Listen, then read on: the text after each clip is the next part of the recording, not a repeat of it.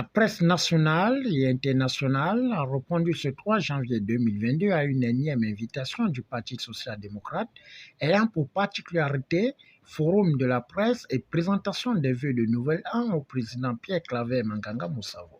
Quand il renaît de ses cendres, quand il revient, ce n'est pas pour continuer à diriger le pays, c'est pour corriger ce qui doit l'être et pour qu'il sorte par le haut et pour que le peuple puisse l'acclamer.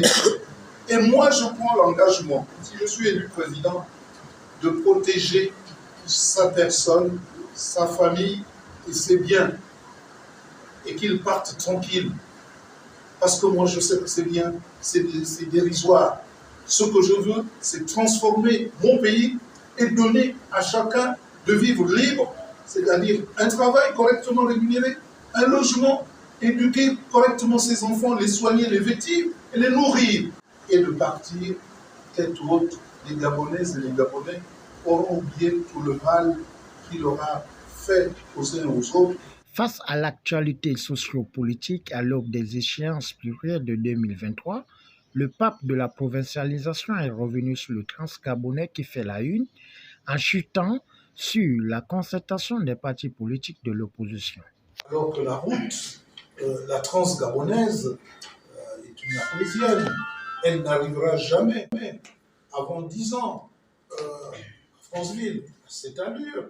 Et nous avons pensé, proposé et opposé au peuple gabonais qui a unanimement adhéré à cette idée, la route du développement, qui nous fera construire une autoroute entre Libreville et Mayumba, avec des connexions partant de l'Ogooué maritime, de Port-Gentil, d'Ogooué, de Mandji, pour nous connecter à l'autoroute à Yombi, en partant de Yitsou, pour nous connecter à l'autoroute en Outam, Sanfoun, PK19 et PK3 Ndende, et en partant de Mwabi, pour nous connecter à l'autoroute à Badi et à Chibanga, et en partant de Gamba.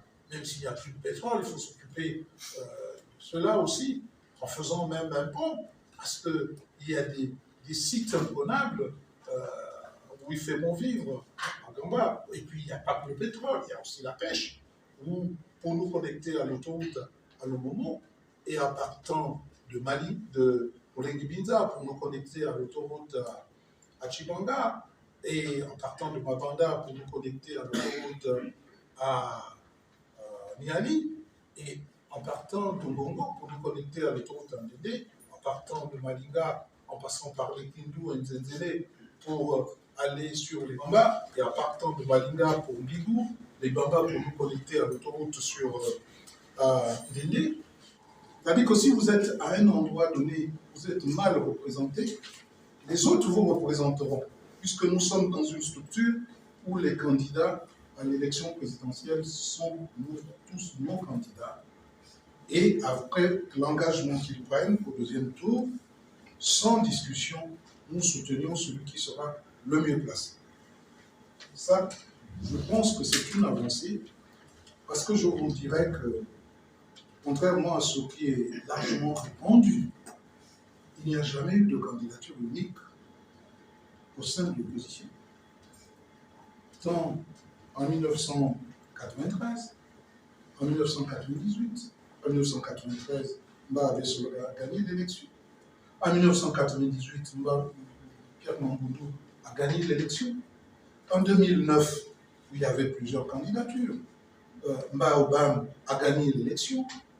En 2016, où il y avait plusieurs candidatures, Jean Ping a gagné l'élection. C'est-à-dire que le peuple gabonais sait choisir son candidat. Mais à cette différence près, aujourd'hui, je ne dirais pas qu'au sein de l'opposition, au sein de la société gabonaise, il y a deux systèmes qui s'affrontent. Il faut bien le dire au peuple gabonais, deux systèmes. Un système où la gestion est centralisée et un système de provincialisation. Donc vous pouvez avoir au sein de l'opposition quelqu'un qui dit « moi je reste avec mon pouvoir, je le centralise, le peuple me l'a donné, et je le gère à partir de Libreville, la capitale.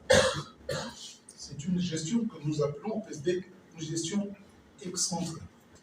Une gestion qui met la lumière au coin de la salle, qui ne la met pas au milieu de la salle pour qu'elle éclaire toute la salle. Une gestion, un système qui a fait faillite, où le Gabon aujourd'hui ressemble à un homme qui a une grosse tête et des membres squelettiques.